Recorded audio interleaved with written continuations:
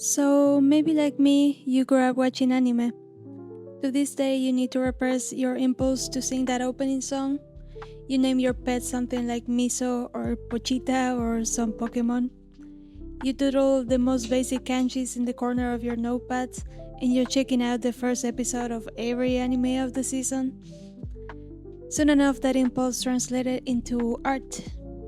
Every corner of your chemistry book, all of your sketchbooks, maybe even the walls in your room, anything and everything became your canvas. Years passed and you graduated. Maybe you poured your soul into an art major, technical school, or maybe you went a different path. But you came back to your passion for drawing, and you finally got to a point where your little drawings got a life of their own. You put together an amazing portfolio and knock on so many doors, but the entertainment industry in your country just isn't interested. Your style is too anime. Now what? Hi, my name is Clara. I'm an Argentinian illustrator.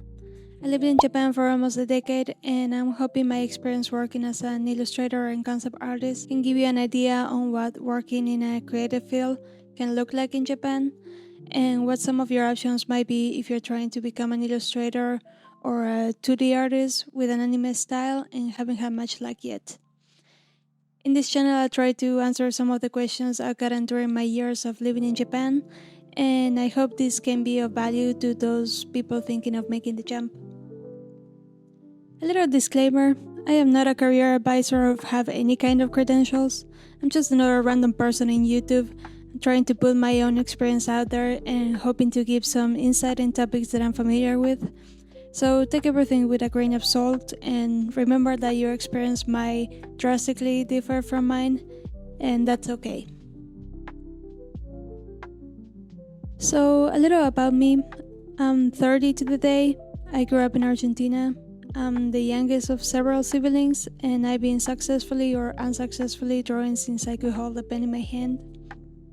Like many artists out there, from a young age, drawing was the thing that I just grabbed onto and thankfully didn't let go of. Anime and manga have always been a huge influence to my art style, and like many 90s kids, maybe due to the lack of the internet or just simply not being super spread at the time, it became that thing that I just seek out the most and ended up growing up with. After doodling in every surface that I had at hand during my high school years, I ended up moving out of my small town to a bigger city. I signed up to go to a college to study arts, and 6 months into the program, and after realizing how little an art degree means when entering the workforce, I ended up changing my major to design instead. In my spare time, I was also taking Japanese classes and some comic art courses by independent artists in the city. These two extracurriculars ended up being my favorite part of the week and a very good base for what my following years will turn out to be. As my interest and skill in Japanese language grew, I started to look up for ways to go to Japan, something that I've dreamed of for a long time, but something that sounded impossible at the time due to my financial situation, and just the fact that traveling outside of the country wasn't something so easily done at the time. And that is when I ran into the Japanese embassy's website, and more importantly, their scholarship section. I looked at the requirements for like a half an hour and immediately wrote to them asking whether an animation program would be under the scope of the scholarship. I decided not to ask about a manga program because for some reason I thought that it would be unlikely that they take me seriously, so I settled for animation instead, something that I also loved, and really I just wanted to draw for a living. And to my surprise, they got back to me with a yes. I remember my mom's Pikachu face when I walked into the kitchen and I told her, I'm applying for a scholarship at the Japanese embassy and I'm moving to Japan. At the time, there wasn't much information around this program, and I wasn't about to leave anything to chance, so I knew that I had to apply myself. However cringe, and no matter how many people tried to discourage me, I put all of the eggs in this basket. I took extra Japanese and English speaking lessons, I ate everything with chopsticks, I watch Japanese dramas to help with my daily Japanese. I travel by bus back and forth like 16 hours every time to take the exams and interviews. I took math classes to make sure that I was at least able to understand the math exam that you had to take to apply. An exam that I'm pretty sure to this day I did not pass because numbers just don't make sense to me. And I waited. After a month had passed, I was starting to freak out a little bit. They told us not to call to inquire about the results, that they will call us. But after a month, I just couldn't stand it anymore and I called. And to my surprise, they told me that I've got it. Apparently, there was some mix up and they had my email wrong. The email never reached me, and because I never answered, they thought that I wasn't interested. I thought about this moment so many times in my life. If I hadn't had the guts to call and ask, who knows where I'd be. So, after all that effort, I finally made it to Japan at the beginning of 2015. I studied for 3 years under the MEX program, which includes a year of studying Japanese and 2 years at a Senmongakko, or special training school, where I studied animation. The first year was probably the best. Everything is new and you get to make a lot of friends from different backgrounds and cultures. The school and the classes were awesome and I had a great time. By the end of this year, I got my N2 language certificate. My second and third year, I studied at a majority Japanese school, while also doing some modeling jobs here and there to supplement my income. Freelancing as a model and also a brief period of working at Uniqlo in one of the busiest stations in Tokyo gave me a lot of practice in the language and helped me a lot with my keigo. The third year is where the challenges begin. It's when you work on your final project and simultaneously start applying for jobs for the following year and hope somebody will take you in as a fresh off the oven new graduate. Around this time, I started seeing how many of my classmates who were so passionate about drawing ended up diverging into 3D or production managers due to the harsh reality hand drawing animators go through in this industry. Despite this, I was still set on finding a job that would allow me to mainly draw for a living without putting my health in jeopardy.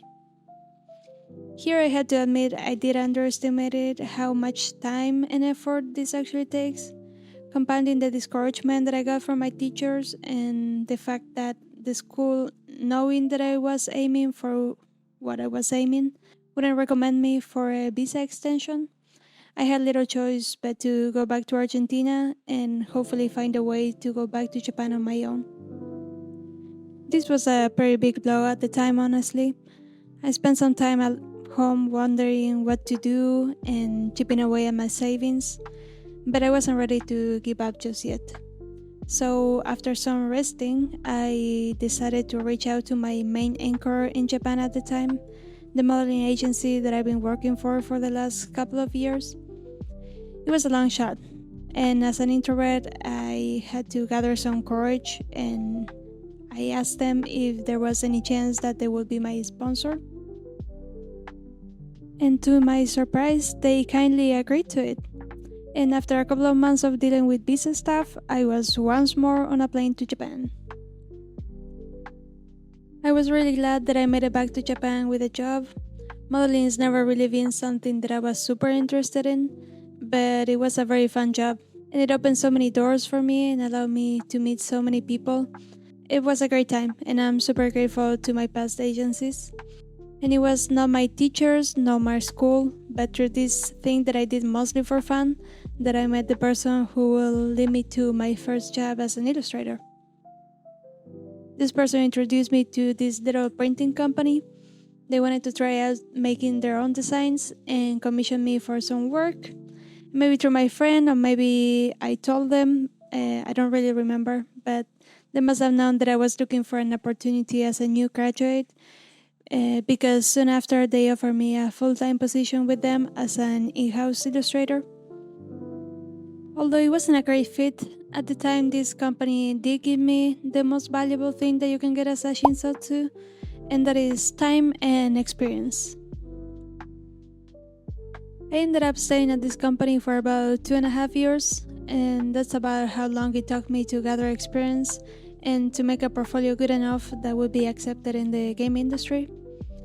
I ended up working for 2 more companies in the game industry afterwards, before quitting my last job and taking a very needed break from Japan. Nowadays, I work as a freelancer, and time will tell whether I decide to go back to work full time in Japan or not. But regardless, I think that Japan was a great gateway to start my career as an illustrator, especially when I feel like back then illustration with an anime or anime inspired look were and still are a little looked down on in Western markets. And that's why, for me at least, going to the route made a lot of sense. And I feel like the experience of working in the game industry mainly really translates, regardless of the style and the market. Thank you so much for watching. I have a couple of videos coming about the pros and cons of my journey as an illustrator in Japan. If there's anything in particular that you'd like me to talk about, feel free to comment down below. See you in the next one.